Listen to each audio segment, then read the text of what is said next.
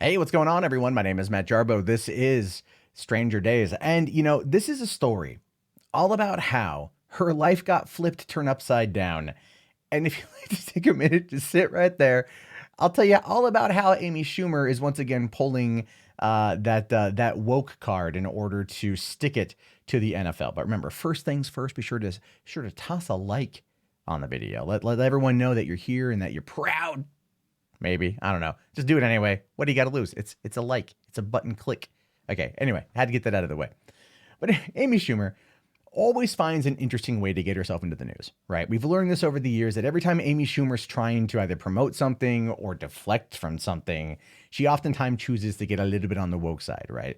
If you recall, a couple years ago, there was that unfortunate shooting at the movie theater, I think in Lafayette, Louisiana, during her film Trainwreck, where a gentleman went in there, and not a gentleman, the guy was a monster, went in there, opened fire. Thankfully, no one was killed outside of him. And as a result of that, she teamed up with her cousin, Democrat Senate Minority Leader Chuck Schumer, by the way. Yeah, that Chuck Schumer, the one that Trump goes after all the time, to go after gun control. And they tried using this as a situation, and it failed. And then she tried playing the feminism card, which she had never really done before. And that was something we're going to talk about here in a second, because she teamed up to do a Super Bowl commercial with Seth Rogen, to try to argue for that the wage gap exists, which all relative metrics disprove that time and time again. But when it comes to her maybe being in another Super Bowl commercial and maybe capitalizing and collecting a large paycheck once again, she has chosen to walk away from that. And the reason why is all because of, well, Colin Kaepernick. So she says here, Friday thought, I wonder why more white players aren't kneeling. Once you truly witness the true deep inequality of an endless racism of people of color faced in our country, not to mention the police brutality and murders, why not kneel next to your brothers? Otherwise, how are you not complicit? I think it would be cool if Maroon 5 backed out of the Super Bowl like Bad Girl Riri did. I personally told my reps I wouldn't do a Super Bowl commercial this year. I know it must sound like a privilege ass sacrifice, but it's all I got. Hitting the NFL with the advertisers is the only way to really hurt them. I know opposing the NFL is like opposing the NRA, very tough, but don't you want to be proud of how you're living? Stand up for your brothers and sisters of color? And the hottest thing a guy can do is get down on one knee, not to propose, but to reject the treatment of his teammate by this country. Anyone who says disrespectful to our military, please read up on the fact that a lot of veterans are proud of what Kaepernick is doing and fully support him. What are your thoughts? Well, Amy, I get the sentiment. I do. I'd like to point out though that you're standing right next to a giant ass oversized half full glass of wine that, knowing it was probably a lot fuller before you got to it. It's not really the best image to be like, it's like a, hey guys, like, I'm not going to do Super Bowl this year because I mean, like, that's kind of how I interpret that. But at the same time, well, when Kaepernick first took a knee, I always argued that it wasn't the right place for him to do it. Many people out there disagree with me. Many people out there agree with me. And many people out there have their own opinion. The reason why I personally think that kneeling is dumb is because it doesn't do anything in that moment, right? What do? You walk out there, you kneel, it causes a stir. It doesn't even really get a conversation going because a conversation isn't about the issue of which you are trying to protest, right? The conversation is all about you kneeling, not about why you're kneeling. And then trying to also shame other people who play football into kneeling, especially white people who play football, is just ridiculous, considering that you've actually seen lots of white teammates doing it as well. But Amy, of course, is still trying to play that privileged white woman card and go in there and make it what she's virtue signaling Kaepernick and then also shaming other football players. And then goes on to say, well, I know opposing the NFL is like opposing the NRA. No, it's I would argue that the NFL is on its own way out right now. Statistics have shown that children are not going into Pee Wee football. We're actually seeing a drop off in that particular marketplace. CTE is proven to happen a lot. There's a lot of people out there that aren't going as often anymore. And the industry in and of itself is one that needs to change. So maybe they're trying to adopt this get woke or grow broke strategy as a way to save what could only be described as their dying industry. Because it's hurting financially in some areas. But the way I view it's like this. Here's my take on it. Why not?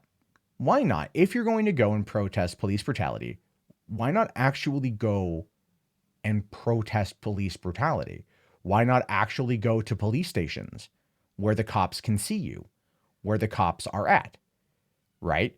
When you do that at a game, my personal take on it is that that is not your time. You are hired by a company, mostly predominantly white Republican men. That's true. The owners of the NFL teams, and you're on their time because they're paying you. And so that is acting defiant in their eyes. They haven't fired anybody. Kaepernick never got signed again, or Kaepernick never got signed again. And he's trying to sue the NFL for discrimination right now. But again, that's their choice.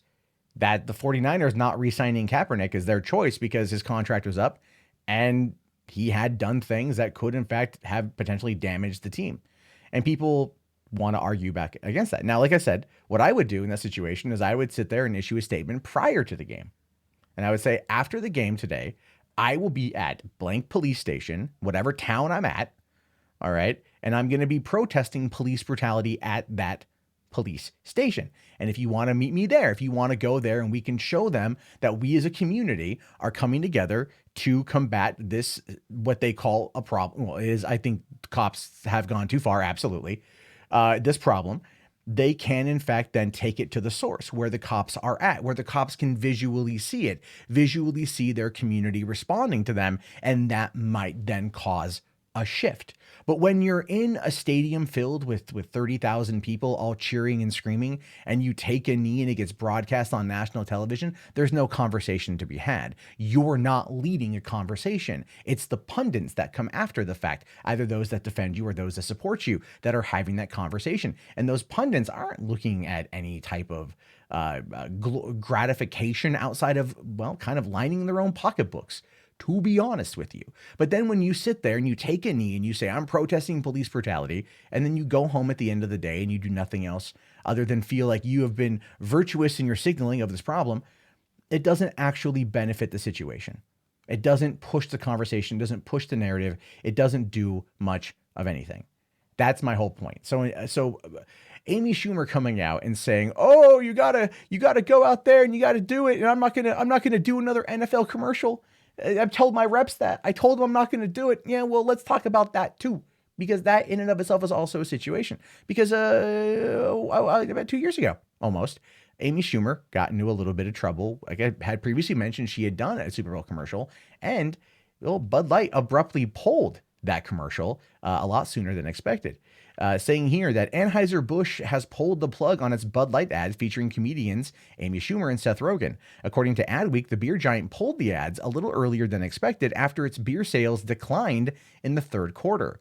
Amy Schumer and Seth Rogen ads launched earlier this year before the Super Bowl and played off the presidential election featuring a mock Bud Light political party, saying one of the advertisements dubbed equal pay received a lot of negative attention online. In the video, the comedians denounced the gender wage gap by saying Bud Light costs the same whether you're a dude or a lady. The comments on the video have since been deleted. Now, it does finish up here by saying, despite continued positive signs in brand health evolution driven by millennials and Hispanics, the third quarter was the softest performance of Bud Light for the year from a volume and share perspective.